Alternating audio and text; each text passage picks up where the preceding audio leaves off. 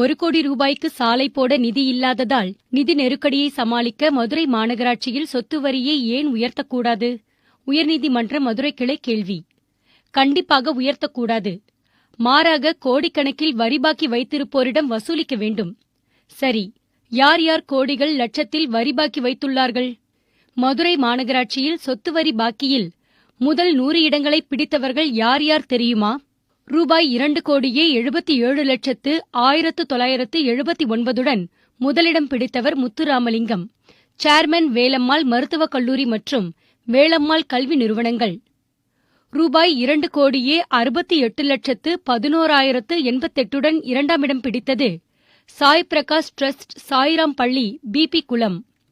ரூபாய் 2,55,1968 மூன்றாம் இடம் பிடித்தது மதுரை மக்கள் தம் பிள்ளைகளுக்கு இடம் பிடிக்க அலையும் மகாத்மா மெட்ரிக் மேல்